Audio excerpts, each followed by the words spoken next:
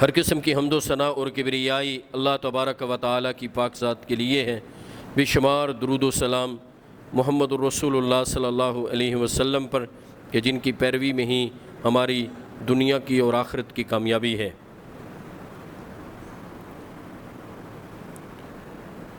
عربی میں مسلم کے معنی ایک ایسے اونٹ کے ہیں جس کی نکیل اور مہار اس کے مالک کے ہاتھ میں ہوتی ہے، اور اونٹ کی یہ خصوصیت ہے کہ وہ اپنے مالک کا فرما بردار ہوتا ہے، باوجود طاقتور ہونے کے، باوجود جسیم اور سرکش ہونے کے، وہ اپنے مالک کا وفادار اور اس کے پیچھے چلنے والا ہوتا ہے۔ اونٹ کی نکیل ایک چھوٹے بچے کے ہاتھ میں دے دی جائے، وہ اس کو جدھر لے کے جانا چاہے وہ اونٹ اس کے پیچھے چل کے جائے گا۔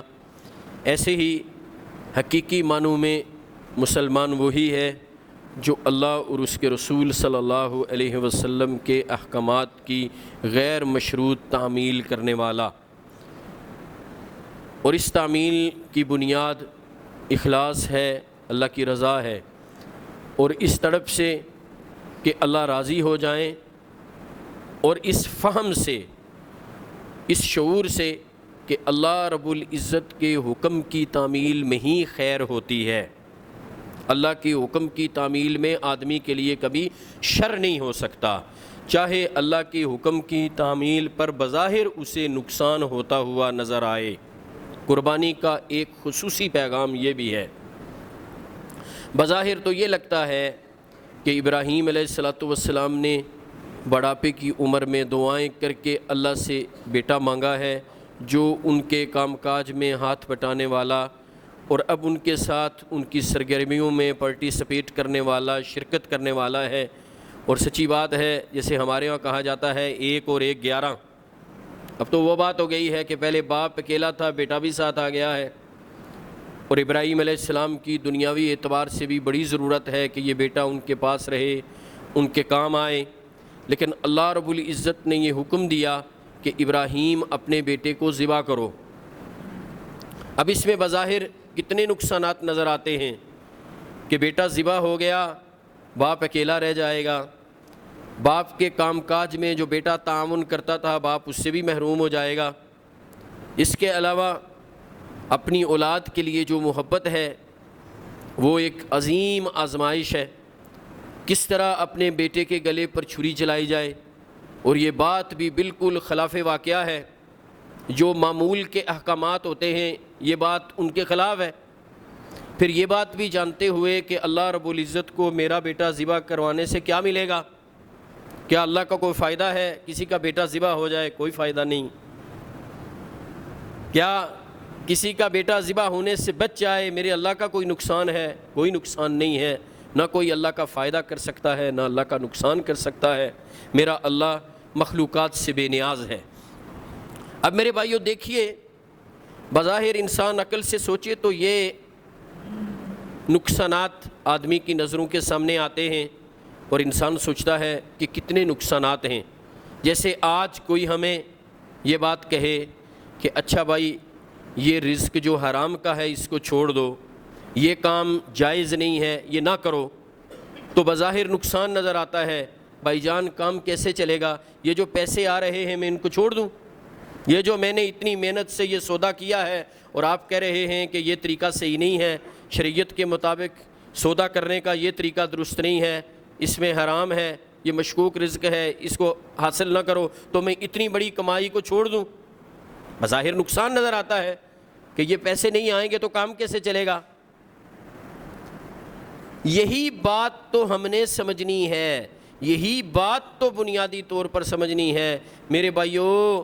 اللہ رب العزت کے حکم پر عمل کرنے میں آدم کے بیٹے کے لیے دونوں جہانوں کی خیر ہوتی ہے، اور اللہ الٹیمیٹلی نتیجتاً اور ان دا لانگ رن، فوری بھی اور آخر کار بھی، انجام کار بھی، اپنے احکامات کی تعمیل کرنے والوں کے لیے آسانیاں پیدا کرتے ہیں، مشکلات کو دور کرتے ہیں، تنگی دور ہو جاتی ہے، مصیبتوں سے نجات مل جاتی ہے، انعامات کی بارش ہوتی ہے۔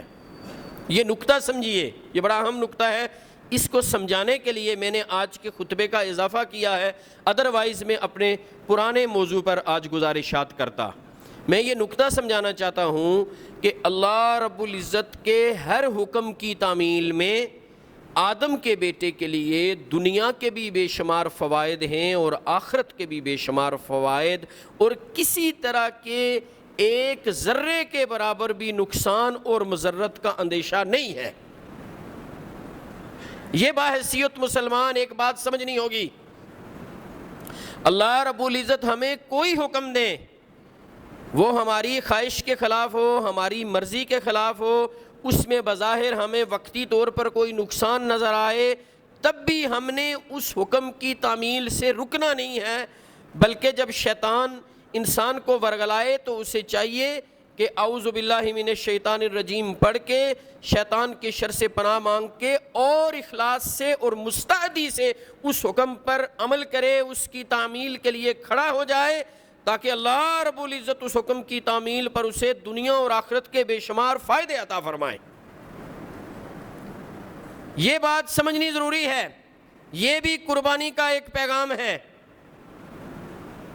اب ابراہیم علیہ السلام نے اپنے بیٹے کو ذبح کرنے کے لیے سارا پروگرام جو ترتیب دیا ہے، ارینجمنٹس ہو گئیں، آپ بالکل تیار ہیں۔ فلما اسلما، ہاتھ میں چھری ہے، ابراہیم علیہ السلام کو لٹا دیا ہے، بلکہ ان کے جسم سے اب سفید رنگ کی قمیص اتار لی ہے، بیٹا ذبح ہونے کے لیے تیار ہے، باپ کو تسلی دے رہا ہے، ستجدونی انشاء اللہ من الصابرین، ابو جی میں اس مشکل میں اللہ رب العزت کے اس مشکل ترین حکم کی تعمیل میں صبر کروں گا، آپ مجھے صبر کرنے والوں میں سے پائیں گے۔ باپ بھی مستعد ہے رب کے حکم پر عمل کے لیے، اللہ کے حکم کی تعمیل کے لیے، بیٹا بھی پوری طرح تیار ہے، چھری چلنے لگی ہے۔ وَنَادَيْنَاهُ أَن يَا إِبْرَاهِيمُ، تب اللہ رب العزت کی طرف سے یہ آواز آئی، اے ابراہیم قد صدقت الرؤیا، تو نے اپنا خواب سچ کر دکھایا۔ ابراہیم تو اللہ کے حکم کی تعمیل کے لیے پورے اخلاص سے، پوری طرح مستعد ہو کر، الرٹ ہو کر، تیار ہو کر آ گیا ہے، تو نے اللہ کے حکم کی اس طرح تعمیل کی جس طرح کرنی چاہیے۔ اب اللہ رب العزت نے بیٹے کو ذبح ہونے سے بچا لیا۔ جب آدم کا بیٹا اخلاص سے، جذبے سے، شوق سے یہ موقف رکھتے ہوئے کہ اللہ کے حکم پر عمل کرنے میں ہی میرے لیے خیر ہے، تب اللہ رب العزت پھر انعامات کی بارش کرتے ہیں۔ پہلا انعام کیا ہے؟ اللہ بیٹے کو ذبح ہونے سے بچا لیتے ہیں۔ چھری سے اللہ نے کاٹنے کی صلاحیت چھین لی۔ اس سے پہلے بھی اللہ رب العزت نے ابراہیم علیہ السلام کو انعام دیا کہ جب آگ میں پھینکا گیا تو آگ میں پھینکتے ہوئے جب وہ پھینک رہے تھے اور آپ آگ میں چلے گئے، آپ نے یہ دعا پڑھی، حسبی اللہ و نعم الوکیل، حسبنا اللہ و نعم الوکیل، دونوں طرح کے الفاظ آتے ہیں۔ ہینا القی فی النار، جب ابراہیم علیہ السلام کو آگ میں ڈالا گیا تب انہوں نے یہ کلمات کہے۔ اللہ رب العزت نے یہ انعام دیا کہ اللہ نے وہاں آگ سے بچا لیا، آگ سے جلنے کی صلاحیت اللہ نے چھین لی، یہاں اللہ نے چھری سے ذبح کرنے کی صلاحیت چھین لی۔ بعض مفسرین کہتے ہیں کہ چھری چلا لی تھی، اور بعض کہتے ہیں، یعنی بعض روایات سے معلوم ہوتا ہے کہ جب قمیض اتار لی تب آواز آئی اور ابراہیم علیہ السلام نے مڑ کے دیکھا تو ایک مینڈا ذبح ہوا پڑا ہے، یعنی وہ چھری اسماعیل علیہ السلام کے گلے پر چلنے کے بجائے اس مینڈے پر چلی۔ خیر، میں عرض کر رہا تھا کہ اللہ رب العزت نے ابراہیم علیہ السلام کے اللہ کے حکم کی تعمیل کے جذبے، شوق، اخلاص کی قدر کرتے ہوئے فوراً انعام یہ دیا کہ بیٹے کو ذبح ہونے سے بچا لیا۔ پہلا انعام ہے۔ اب اس سے اگلا آپ انعام دیکھیے کہ اسی بیٹے کو اللہ رب العزت نے نبی بھی بنایا۔ اسماعیل علیہ السلام کو اللہ نے نبی بھی بنایا۔ پھر اور انعام دیکھیے، یہی بیٹا نہیں ہے، اللہ نے اسحاق بھی عطا فرمائے، وَمِن وَرَائِهِ یعقوب، ان کے بیٹے یعقوب بھی عطا فرمائے۔ اب انعامات کی بارش ہونے لگی ہے۔ اللہ کے حکم کی تعمیل کے نتیجے میں آدمی کو جو انعامات ملتے ہیں، اور یہ انعامات سب کے لیے ہیں، اب یہ بھی بتاؤں گا، یہ صرف ابراہیم علیہ السلام تک محدود نہیں ہے، یہ سب کے لیے ہیں۔ بلکہ میں تو سوچتا ہوں اگر ہم کوئی جرت کر لیں اللہ کے حکم پر عمل کرنے کی تو ہمیں شاید زیادہ ہی انعامات ملیں، اس لیے کہ ہم تو کمزور ترین مسلمان ہیں۔ کمزوروں کو اللہ کم تکلیف دیتے ہیں، جو ایمان اور دین کے اعتبار سے زیادہ مضبوط ہوتا ہے اللہ اس کو زیادہ تکلیف دیتے ہیں، یہ اللہ کی سنت ہے۔ جو جس قدر ایمان میں مستحکم ہے، جس کا جس قدر ایمان مضبوط ہے، اس کے لیے اتنے مسائل اور پریشانیاں ہوتی ہیں، اللہ اس کو آزماتے ہیں، اور جو اپنے دین اور ایمان میں جتنا کمزور ہوتا ہے اتنی ہلکی اس پر پریشانی ہوتی ہے۔ یہ بھی اللہ کی کتنی کریمی ہے۔ ہم جس زاویے سے سوچتے ہیں اگر اس سے سوچیں تو جو مضبوط ایمان والا ہے اس کو کوئی آزمائش نہ ہو، اور جو کمزور ہے اس کو صحیح دبا کے رکھا جائے، لیکن اللہ رب العزت ایسے نہیں ہے، اللہ سب پر مہربان ہے نا۔ اللہ کو پتہ ہے کمزور کو دبا دیا بیچارہ ختم ہو جائے گا، ٹوٹ جائے گا، شاید دین پر قائم نہ رہ سکے۔ یہ اللہ کی کریمی ہے، یہ اس کی مہربانی ہے، یہ اس کی بندوں سے محبت ہے، یہ اس کی رحمت ہے، یہ اس کا بندوں پر فضل ہے کہ جتنا کمزور ہے اتنی چھوٹی آزمائش ہے۔ سو میں عرض کر رہا تھا کہ ابراہیم علیہ السلام کو اب انعامات مل رہے ہیں۔ اللہ نے حکم دیا بیٹے کو ذبح کرو، ابراہیم علیہ السلام اس حکم پر عمل کے لیے تیار ہو گئے، انتہائی مشکل حکم، لیکن ابراہیم علیہ السلام پورے اخلاص سے اللہ کو راضی کرنے کے لیے تیار۔ اب اللہ راضی ہو گئے ہیں، اب انعامات کی بارش شروع ہے۔ اللہ نے بیٹے کو نبی بنا دیا، ایک اور بیٹا دے دیا، اس کو بھی نبی بنا دیا، اس کا آگے بیٹا دے دیا، اس کو بھی نبی بنا دیا، اس کا آگے بیٹا دے دیا، وہ بھی نبی ہو گئے۔ یوسف بن یعقوب بن اسحاق بن ابراہیم علیہم السلام۔ اور پھر یہیں بس نہیں ہے، امام شوکانی رحمۃ اللہ علیہ نے اپنی تفسیر میں لکھا ہے فتح القدیر میں کہ اللہ رب العزت نے ابراہیم علیہ السلام کی صلب سے ہی سارے انبیاء کو جاری کیا، تب کے بعد جو بھی نبی آیا ہے، یعنی ابراہیم علیہ السلام کے بعد جو بھی اس زمین پر نبی گزرا ہے وہ ابراہیم علیہ السلام کی نسل سے ہے۔ یہ کوئی چھوٹا انعام ہے؟ بیٹے کو ہی نبی نہیں بنایا، پوتے کو ہی نہیں نبی بنایا، صرف پڑ پوتے کو ہی نہیں نبی بنایا، ان کی نسل میں نبوت کو رکھ دیا، حتیٰ کہ محمد الرسول اللہ صلی اللہ علیہ وسلم بھی اسی نسل سے، اسماعیل علیہ السلام کی اولاد سے۔ یہ ہوتا ہے باپ کی نیکی کا اگلی نسل پر اثر۔ عمر بن عبدالعزیز رحمۃ اللہ علیہ فرماتے ہیں ما من مؤمن یموت الا حفظہ اللہ فی عقبہ او عقب عقبہ۔ کیا خوبصورت بات عمر بن عبدالعزیز رحمۃ اللہ علیہ نے فرمائی، کہتے ہیں مومن، ایمان والا، اللہ کے احکامات پر عمل کرنے والا، اللہ کو راضی رکھنے والا دنیا سے جاتا ہے، اللہ اس کی اولاد کی حفاظت کرتے ہیں۔ صرف یہی نہیں، عقب عقب ہی اس کی اولاد کی بھی حفاظت کرتے ہیں۔ یہ نیکی کا اثر آگے جاتا ہے۔ علامہ سیوطی رحمۃ اللہ علیہ نے بھی یہ بات کہی ہے کہ بیٹا والدین کی، والد کی نیکیوں کی وجہ سے اللہ کی حفاظت میں آ جاتا ہے۔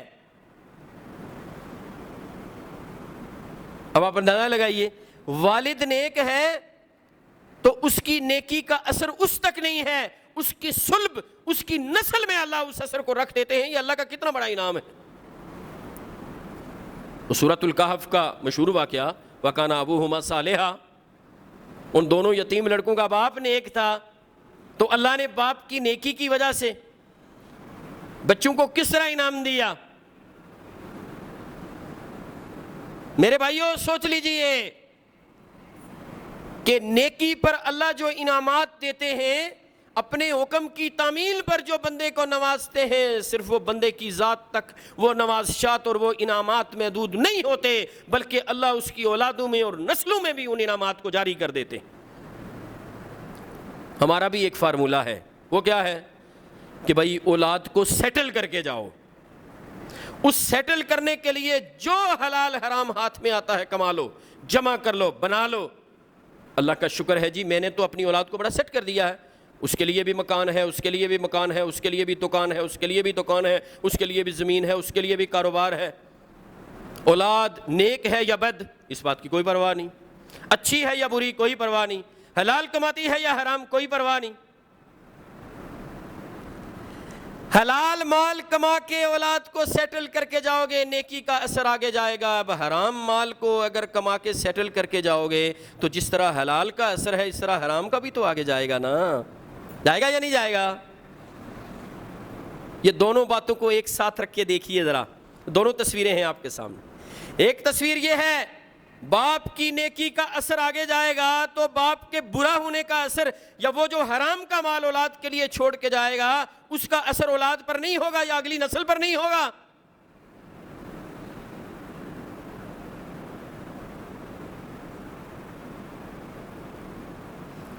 اِنَّا كَذَلِكَ نَجْزِي الْمُحْسِنِينَ. اللہ فرماتے ہیں ہم محسنین کو ایسے ہی بدلے دیا کرتے ہیں, ایسے ہی بدلا دیتے ہیں. دیکھیں نا, جب ابراہیم علیہ السلام کے متعلق یہ بات آئی فَلَمَّا أَسْلَمَا وَتَلَّهُ لِلْجَبِينِ وَنَادَيْنَاهُ أَن يَا إِبْرَاهِيمُ قَدْ صَدَّقْتَ الرُّؤْيَا. ابراہیم تو نے اپنا خواب سچ کر دکھایا. آگے اللہ کیا فرماتے ہیں, اِنَّا كَذَلِكَ نَجْزِي الْمُحْسِنِينَ. بے شک ہم ایسے ہی نیکیاں کرنے والوں کو بدلہ دیا کرتے ہیں. اب اس میں صرف ابراہیم اور اسماعیل علیہ السلام شامل نہیں ہیں, حالانکہ یہ بڑی نیکی انہوں نے کی ہے اور انہی کے باب میں ابھی یہ آیت اسی کنٹیکسٹ میں آ رہی ہے. لیکن اللہ رب العالمین نے یہاں بھی جمع کا صیغہ استعمال کیا ہے, تثنیہ کا نہیں کہ ان دونوں کے لیے ہو. اِنَّا كَذَلِكَ نَجْزِي الْمُحْسِنِينَ. اللہ فرماتے ہیں ہم ایسے ہی نیکی کرنے والوں کو عطا اور بدلہ دیا کرتے ہیں. یعنی جو اس طرح نیکی کرے ان کو ہم اس طرح بدلہ دیتے ہیں. جو ابراہیم کی طرز پر نیکی کرے گا, جو اسماعیل کی طرز پر عمل کرے گا, اللہ ان کو اسی طرز پر اجر و ثواب عطا فرمائے گا. جس طرح کی نیکی اس طرح کا اجر و ثواب. یعنی جس طرح ابراہیم علیہ السلام پورے اخلاص سے رب کو راضی کرنے کے لیے جذبے اور تڑپ سے اور اخلاص سے اللہ کے حکم کی تعمیل کے لیے تیار ہو گئے, ایسے اگر کوئی آج کے دور کا یا قیامت کے قائم ہونے سے پہلے جس دور کا بھی انسان اس انداز سے, اس سوچ و فکر سے, باوجود اس کے کہ وہ ایمان میں کمزور ہے, باوجود اس کے کہ وہ نیک اعمال میں کمزور ہے, باوجود اس کے کہ وہ نکما مسلمان ہے, لیکن اللہ کو راضی کرنے کے لیے پورے اخلاص سے اللہ رب العزت کے حکم کی تعمیل کرتا ہے, اللہ اس کو اسی طرح بدلہ دیں گے جس طرح ابراہیم علیہ السلام اور اسماعیل علیہ السلام کو اللہ نے بدلہ عطا فرمایا. اِنَّا كَذَلِكَ نَجْزِي الْمُحْسِنِينَ. اس کی تفسیر میں امام ابن کثیر رحمۃ اللہ علیہ فرماتے ہیں اَيْ هَكَذَا نَصْرِفُ عَمَّنْ أَتَانَا الْمَكَارِهَ وَالشَّدَائِدَ وَنَجْعَلُ لَهُم مِّنْ أَمْرِهِمْ فَرَجًا وَمَخْرَجًا لِقَوْلِهِ تَعَالَى وَمَن يَتَّقِ اللَّهَ يَجْعَل لَّهُ مَخْرَجًا وَيَرْزُقْهُ مِنْ حَيْثُ لَا يَحْتَسِبُ وَمَن يَتَوَكَّلْ عَلَى اللَّهِ فَهُوَ حَسْبُهُ. امام ابن کثیر یہ الفاظ بیان فرما کے اپنی تفسیر میں لکھ کے ساتھ قرآن مجید کی یہ آیت وہاں لکھتے ہیں سورۃ الطلاق کی, وَمَن يَتَّقِ اللَّهَ يَجْعَل لَّهُ مَخْرَجًا وَيَرْزُقْهُ مِنْ حَيْثُ لَا يَحْتَسِبُ وَمَن يَتَوَكَّلْ عَلَى اللَّهِ فَهُوَ حَسْبُهُ. امام ابن کثیر فرماتے ہیں اَيْ هَكَذَا نَصْرِفُ عَمَّنْ أَتَانَا الْمَكَارِهَ وَالشَّدَائِدَ. کہتے ہیں کہ اللہ رب العزت یہ فرماتے ہیں کہ ہم اسی طرح اپنے حکم کی تعمیل کرنے والوں کی سختیاں اور مشکلات دور کرتے ہیں, جس طرح ابراہیم علیہ السلام کی سختی اور مشکل کو دور کر کے ہم نے ان کے لیے آسانیاں پیدا کر دیں. وَنَجْعَلْ لَهُم مِّنْ أَمْرِهِمْ مَخْرَجًا, اور ان کے لیے اپنے معاملات میں یعنی ان کے کاموں میں ہم ان کے لیے فرجًا ومخرجا راستے بنا دیتے ہیں. کوئی وہ پریشانی ان کو آ جائے, پریشانی سے نکلنے کے لیے راہ نکال دیتے ہیں, ان کی پریشانیوں اور سختیوں کو دور کرنے کے لیے ان کے لیے ذرائع اور اسباب پیدا کر دیتے ہیں, ان کے لیے اللہ کی طرف سے مدد آ جاتی ہے. اور پھر ساتھ یہ آیت انہوں نے وہاں لکھی ہے امام ابن کثیر رحمۃ اللہ علیہ نے کہ وَمَن يَتَّقِ اللَّهَ يَجْعَل لَّهُ مَخْرَجًا, اور جو اللہ سے ڈر گیا, جو اللہ کا تقوی اختیار کر گیا. اب اللہ کا تقوی اختیار کرنے سے مراد اللہ کے حکم کی غیر مشروط اور اخلاص سے تعمیل بھی ہے۔ تقویٰ کی تعریف اور اس کی تفسیر امام طبری نے یہی کی ہے کہ اللہ رب العزت سے ڈرتے ہوئے اللہ کے خوف اور خشیت سے آدمی اپنے آپ کو گناہوں سے بچا لے اور اللہ کے حکم کی تعمیل کے لیے آگے بڑھ جائے، یہی تقویٰ ہے۔ تقویٰ دو چیزوں کے مجموعے کا نام ہے، یہی امام نووی نے بھی تقویٰ کی تفسیر کی ہے، امتثال امرہ و نہیہ، اللہ کے حکم کی تعمیل، اللہ کے حکم پر چلنے کے لیے تیار ہو جانا، یہ تقویٰ ہے، اور گناہوں سے پیچھے ہٹ جانا یہ تقویٰ ہے۔ وَمَن يَتَّقِ اللَّهَ يَجْعَل لَّهُ مَخْرَجًا، جو اللہ کے حکم پر عمل کرنے کے لیے تیار ہو جاتا ہے وہ محسنین میں سے ہے، نیکوکاروں میں سے ہے۔ اگر پورے اخلاص سے نیکی کرنے والا ہے تو پھر وہ احسان سے نیکی ہے، پھر وہ احسان سے حکم کی تعمیل کر رہا ہے۔ جب وہ اس انداز سے حکم کی تعمیل کر رہا ہے یجعل لہ مخرجا، اللہ اس حکم پر چلنے کی وجہ سے اس کے لیے کوئی سبیل اور راستہ نکال دیتے ہیں، کہیں وہ پھنس جائے اللہ اس کو وہاں سے نکال دیتے ہیں۔ آدمی اپنے گناہوں کی وجہ سے پھنس جاتا ہے، پھر اللہ مہربانی کرتے ہوئے اسے وہاں سے نکال دیتے ہیں۔ یجعل لہ مخرجا ویرزقہ من حیث لا یحتسب، اور اللہ اسے وہاں سے رزق دیتے ہیں جہاں سے وہ سوچ بھی نہیں سکتا۔ جو اللہ کے حکم کی تعمیل میں حرام اور مشکوک رزق سے پیچھے ہٹ گیا، اللہ اس کو اور اس کی اولاد کو اور اس کی نسل میں رزق کو عام کر دیں گے۔ اور جو بڑا سیانہ بنا، بڑا عقل مند کہ نہیں میں اولاد کو سیٹل کر کے جاؤں، اور پھر کسی کی جیب بھری ہوئی دیکھی تو اس کو خالی کر دیا، تو پھر وہ دنیا سے خالی ہی جائے گا، بلکہ اپنے اوپر گناہوں کا بوجھ لے کے جائے گا، اور اس کے حرام مال سے اس کی اولاد کو کوئی فائدہ نہیں ہوگا۔ یاد رکھیے، جیسے حلال کا اثر رہتا ہے ایسے حرام کا اثر بھی رہتا ہے۔ حلال کا اثر اچھا ہوتا ہے، حرام کا اثر برا ہوتا ہے۔ تو میرے بھائیوں، یہ بھی سبق ہے جو میں نے آپ کو سمجھایا ہے، اپنے آپ کو سمجھایا ہے، کہ ہم اس بات کو سمجھیں کہ اللہ رب العزت کے حکم کی غیر مشروط تعمیل پر اللہ اپنے بندوں کو دنیا میں بھی نوازتے ہیں، اللہ اس کے بعد بھی نوازتے ہیں، آخرت میں بھی نوازتے ہیں۔ اور پھر وہی جو ہمیشہ آیت آپ کو سناتا ہوں، ہمیشہ سناتا ہوں، ان الذین قالوا ربنا اللہ ثم استقاموا تتنزل علیہم الملائکۃ الا تخافوا ولا تحزنوا وابشروا بالجنۃ التي كنتم توعدون نحن اولیاؤکم فی الحیاۃ الدنیا وفی الآخرہ ولکم فیہا ما تشتہی انفسکم ولکم فیہا ما تدعون نزلا من غفور رحیم۔ کہ اللہ رب العزت ایسا بندہ جو اللہ کے حکم کی تعمیل کرتا رہتا ہے، دین پر استقامت سے کھڑا رہتا ہے، رب کو راضی کرنے کے لیے کوشش کرتا رہتا ہے، چاہے چیونٹی کی چال ہی چلے لیکن چلتا رہتا ہے، چاہے آہستہ ہی چلے کوئی بات نہیں، آہستہ ہی چلے، ہر ایک سپیڈ سے نہیں چل سکتا، سارے نیکیوں میں برابر نہیں ہوتے، ابو بکر کا کوئی مقابلہ نہ کر سکا، عمر جیسی فصاحت و بلاغت یا سمجھ بوجھ باقیوں میں نہیں تھی، حضرت علی جیسا بہادر اور سمجھدار سارے ایسے نہیں تھے، سب کی اپنی اپنی خصوصیات، سب کا اپنا اپنا طریقہ، لیکن چیونٹی کی چال سے تو چلتے رہنا چاہیے نا۔ کوئی F-16 کی سپیڈ سے چلتا ہے وہ اعلیٰ درجات میں ہوگا، لیکن عقیدہ توحید والا چیونٹی کی چال سے ضرور چلتا رہے اپنے رب کو راضی کرنے کے راستے پر۔ اگر اس چال سے بھی چلتا ہے انشاءاللہ وہ کامیابی کی طرف جا رہا ہے۔ سو میرے بھائیوں، میری بات کا خلاصہ یہ ہے کہ اللہ رب العزت ایسے بندے کو نہ دنیا میں رسوا کرتے ہیں نہ آخرت میں رسوا کریں گے، اور جاتے ہوئے بھی یہ خوشخبری سنائی جاتی ہے، اللہ تخافوا ولا تحزنوا، جانے والے آگے جا رہا ہے، اپنے لیے پریشان نہ ہونا، تیرے لیے اللہ نے بڑی مہمانی کا اہتمام کیا ہے، اور اس بات پر بھی پریشان نہ ہونا کہ اولاد کو کمزور چھوڑ کے جا رہا ہوں، اولاد کو پریشانی میں چھوڑ کے جا رہا ہوں، ان کا کیا بنے گا؟ اللہ تیری نیکیوں کی وجہ سے، تیرے نیک اعمال کی وجہ سے، تیری دین پر استقامت کی وجہ سے اللہ ان کی بھی حفاظت کریں گے۔ یہ فرشتے اللہ کے حکم سے خوشخبری سناتے ہیں اس شخص کو جو دین پر استقامت سے کھڑا ہوتا ہے، جب دنیا سے جاتا ہے یہ خوشخبری سن کے چین اور سکون سے دنیا چھوڑتا ہے۔